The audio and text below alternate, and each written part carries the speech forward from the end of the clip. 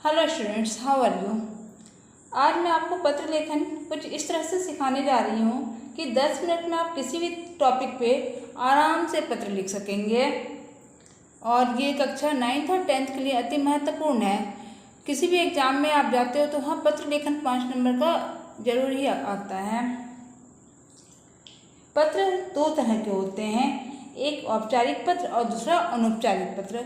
औपचारिक पत्र जो होते हैं वो सरकारी, गैर सरकारी या सरकारी कार्यालय के जो भी पत्र लिखे जाते हैं वो सभी पत्र औपचारिक पत्रों के अंतर्गत आते हैं। कार्यालय द्वारा अपने अधीनस्थ विभागों को जो पत्र लिखे जाते हैं वे सब भी इसी श्रेणी में आते हैं। जैसे आपने किसी अखबार के दफ्तर में लिखा हो, संपादक के पास लिखा हो, बिजली विभाग में लिखा हो, नगर निगम में लिखा हो, तो इस तरह के जो भी पत्र आते हैं जो कि कार्यालय से संबंधित होते हैं वो हो जाते हैं आपके औपचारिक पत्र। और अनौपचारिक पत्र किसे कहते हैं? और अनौपचारिक पत्र वे होते हैं जो निजी, व्यक्तिगत अथवा पारिवारिक होते हैं, वे अनौपचारिक पत्र कहलाते हैं। इस पत्र में किसी तरह की अनौपचारिकता के निर्वाह का बंधन नहीं होता है। इन पत्रों में प्रेषक अपनी बात व भावना को उन्मुक्तता के साथ बिना लाग लपेट के लिख सकता है। अब देखिए आप पत्र लेखन।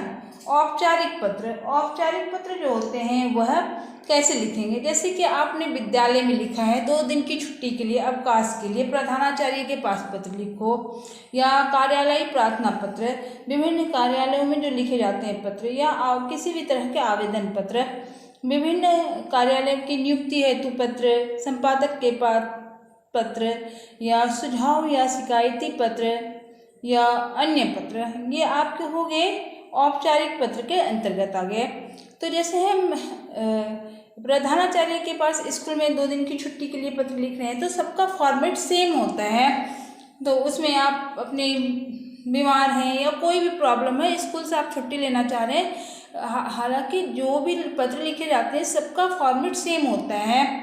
औपचारिक पत्र के सभी फॉर्मेट सेम होते हैं। इसे आप 5 मिनट में देखिए और समझिए। सबसे पहले हम लिखेंगे सेवा में प्रधानाचार्य जी।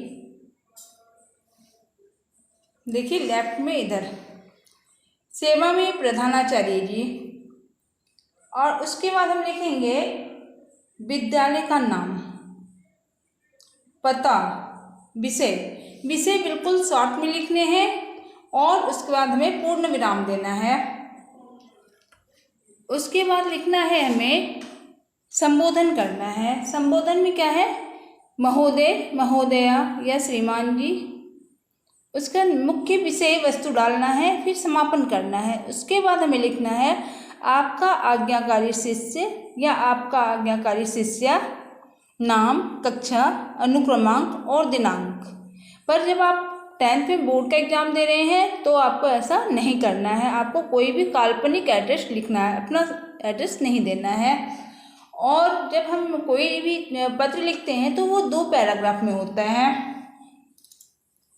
जैसे कि आप देखिए, आप किसी भी स्कूल में छुट्टी के लिए लिखते हैं या कुछ भी, तो उसका ये फॉर्मेट हो जाता है। जैसे कि आप लिख सकते हैं कि आपके पिताजी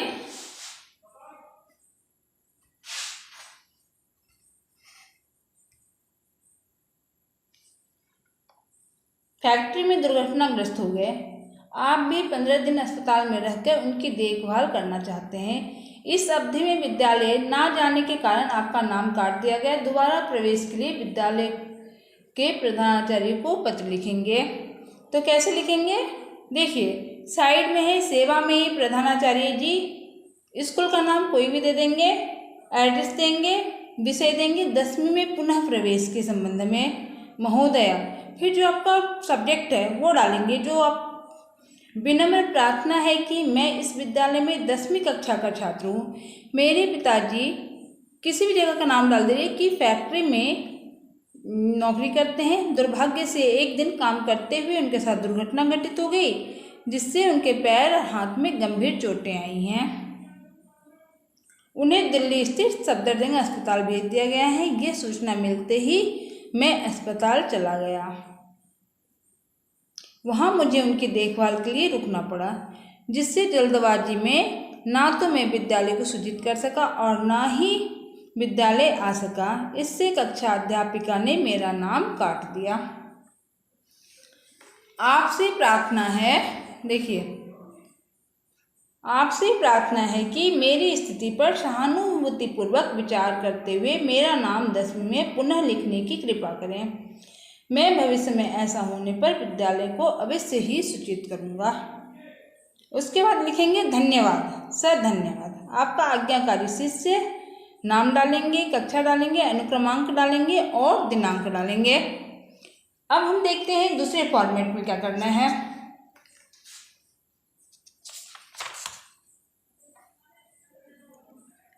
इधर देखिए, आवेदन पत्र दूसरे फॉर्मेट के लिए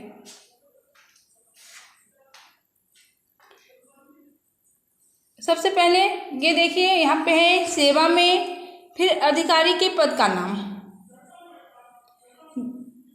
फिर कार्यालय और संस्था का नाम, पता, ठीक है। और उसके बाद विषय लिखना है हमें। जब हम किसी भी अधिकारी को पत्र लिखते हैं तो सेवा में लिखने के बाद जो सबसे ऊंची पद पे हैं उसका नाम डालना है, कार्यालय का नाम डालना है, विषय डालना है, महोदय या महोदया। उसका संक्षिप्त जानकारी देने के बाद स्वप्रिय डालना, अपने बारे में लिखना है, फिर समापन कर देना है। और नीचे भवदीय, भवदीय का मतलब क्या होता है, आपका नाम डालना है, हस्ताक्षर करने हैं, पता डालना है और दिनांक लिखना है। ये आपके हो गए औपचारिक पत्र का दूसरा फॉर्मेट। अब तीसरा देखिए हम कैसे करते हैं। संपादक के पास पत्र, जैसे हम किसी नवभारत टाइम्स के संपादक के पास लिखना है या टाइम्स ऑफ इंडिया या किसी भी संपादक के पास पत्र लिखना हो तो ऐसे लिखेंगे। ये फॉर्मेट होगा। सेवा में संपादक महोदय, समाचार पत्र का नाम लिखना है, प्रकाशित होने का पता, जहाँ से प्रकाशित हो रहा है, दिल्ली, आगरा, बनारस, जहाँ से भी हो रहा है वो जगह का नाम डालेंगे। विषय, जिस विषय में हमें लिखना हो, जैसे बिजली की ज़्यादा नहीं आ रही है तो उसके विद्युत विभाग में लिखना हो, जो भी है, या संबोधन करना है। फिर यहाँ पे विषय के प्रति ध्यान आकर्षण कराना है, मुख्य विषय लिखने हैं, समापन करना है, नीचे धन्यवाद लिखना है, भवदीय लिखना है, नाम, पता, दिनांक, इस तरह से करने हैं। नेक्स्ट देखते हैं। इसमें आप नीचे देख सकते हैं,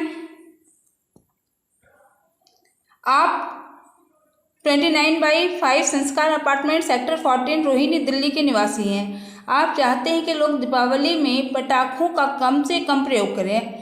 पटाखों से होने वाली हानियों से अवगत कराते हुए नवभारत टाइम्स के संपादक को पत्र लिखना है। तो कैसे लिखेंगे, सेवा में संपादक महोदय, नवभारत टाइम्स, बहादुर शाह जफर मार्ग, नई दिल्ली। ये पूरा एड्रेस हो गया। उसके बाद हम क्या करेंगे, विषय लिखेंगे। देखिए विषय,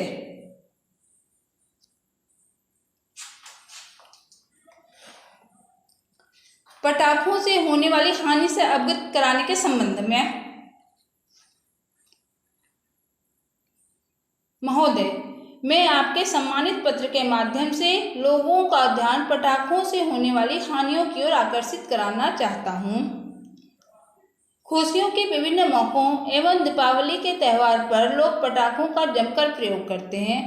बच्चों तथा युवा वर्ग का पटाखों से विशेष लगाव होता है। अपनी खुशी में वे भूल जाते हैं कि इनसे पर्यावरण तथा आसपास के लोगों को कितना नुकसान होता है। पटाखों में प्रयुक्त बारूद और फास्फोरस के जलने से एक ओर ज़्यादातर धमाका होता है तो दूसरी ओर फास्फोरस पेंटा से ध्वनि प्रदूषण होता है तथा वायुमंडल में वायु प्रदूषकों की मात्रा बढ़ जाती है, जिससे सांस लेने में परेशानी होती है। इसके अलावा पटाखों से पैसों का भी व्यय होता है। पटाखों के प्रयोग से बच्चों के जलने की घटनाएं प्रायः सुनने को मिलती है, इसलिए पटाखों का प्रयोग ना करें ताकि मनुष्य और पर्यावरण दोनों ही स्वस्थ रहें। आपसे प्रार्थना है कि जनहित का ध्यान रखते हुए इसे अपने समाचार पत्र में प्रकाशित करने की कृपा करें ताकि लोग पटाखे और उससे होने वाली हानियों के प्रति सजग रहें। अब क्या लिखना है, धन्यवाद, भवदीय, भवदीय का मतलब हो जाता है आपका जो नाम है वो लिखना है, एड्रेस लिखना है, दिनांक लिखना है, बस इतना ही करना है। और आपको जो भी एड्रेस लिखना है वो बाएं तरफ ही लिखना है। नेक्स्ट देखते हैं, अब हम देखते हैं अनौपचारिक शिकायती पत्र देख लेते हैं। एक कार्यालयी प्रार्थना पत्र, पहले हम कार्यालयी प्रार्थना पत्र का फॉर्मेट देखते हैं। ये देखिए कार्यालयी प्रार्थना पत्र, कार्यालय के प्रमुख का नाम, जो मेन है, जो सबसे बड़े ऊंचे पद पे बैठे हैं उनका नाम डालना है, सेवा में लिखना है, उसके बाद उनका नाम डालना है, कार्यालय का पता डालना है और विषय जो टॉपिक है वो लिखना है, महोदय या महोदया, विषय वस्तु लिखने हैं, समापन करना है और धन्यवाद, उसके बाद अपना नाम और पता। ठीक है। और नेक्स्ट हम देखते हैं शिकायती पत्र कैसे लिखते हैं। शिकायती पत्र का फॉर्मेट ये रहा। शिकायती पत्र भी सेम इसी तरह और बाएं तरफ ही लिखना है। शिकायती पत्र का फॉर्मेट देखिए, सेम इसी तरह से होने हैं शिकायती पत्र भी। और औपचारिक पत्र का देखिए, अब औपचारिक पत्र हो गए, अनौपचारिक पत्र देखते हैं। औपचारिक पत्र किसे कहते हैं आप समझ गए होंगे, जो कार्यालय से संबंधित पत्र होते हैं, विद्यालय से संबंधित पत्र होते हैं, वो आपके हो जाते हैं औपचारिक पत्र। अनौपचारिक पत्र उसे कहते हैं जो सगे संबंधियों को लिखे जाते हैं। तो इसका फॉर्मेट देखते हैं, अनौपचारिक पत्रों का प्रारूप क्या होता है। सबसे ऊपर लिखेंगे हम बाएं तरफ प्रेषक का नाम और पता, जैसे कि ये देखिए लिखा हुआ है प्रेषक का नाम और पता, और उसके बाद दिनांक डालने के बाद संबोधन करना है और अभिवादन करना है। उसके बाद कुशल क्षेम पूछना है, जैसे कि आशा करती हूँ आप लोग सभी ठीक होंगे, मैं भी यहाँ पे ठीक हूँ। उसके बाद मुख्य विषय वस्तु लिखना है, समापन करना है, नीचे एड्रेस डालना है, संबंध का उल्लेख करना है और प्रेषक का नाम डालना है। मित्र को भी ऐसे ही पत्र लिखना है, माताजी पिताजी छोटे भाई बहनों को भी इसी तरह से पत्र लिखने हैं। तो ये आपका हो गया पत्र लेखन। इस तरह से बच्चों आप अपने पत्र लेखन अगर थोड़ा सा प्रैक्टिस करते हैं तो बहुत ही अच्छे ढंग से लिख सकते हैं। Okay, thank you. चैनल पसंद आए तो सब्सक्राइब करना, लाइक करना। ओके।